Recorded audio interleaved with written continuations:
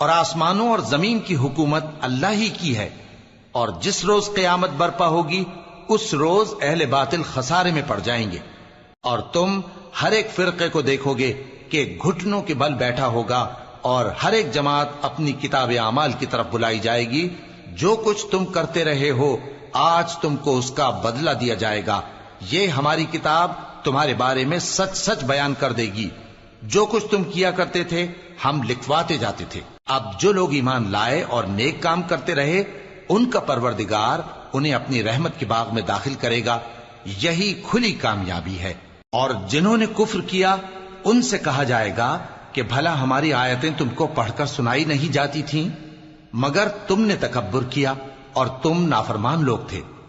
اور جب کہا جاتا تھا کہ اللہ کا وعدہ سچا ہے اور قیامت میں کچھ شک نہیں، تو تم کہتے تھے ہم نہیں جانتے کہ قیامت کیا ہے، ہم اس کو محض خیالی سمجھتے ہیں اور ہمیں یقین نہیں آتا۔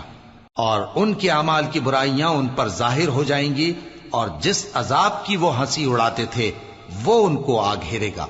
اور کہا جائے گا کہ جس طرح تم نے اس دن کے آنے کو بھلا رکھا تھا اسی طرح آج ہم تمہیں بھلا دیں گے، اور تمہارا ٹھکانہ دوزخ ہے اور کوئی تمہارا مددگار نہیں۔ یہ اس لیے کہ تم نے اللہ کی آیتوں کو مذاق بنا رکھا تھا اور دنیا کی زندگی نے تم کو دھوکے میں ڈال رکھا تھا، سو آج یہ لوگ نہ دوزخ سے نکالے جائیں گے اور نہ ان کی توبہ قبول کی جائے گی۔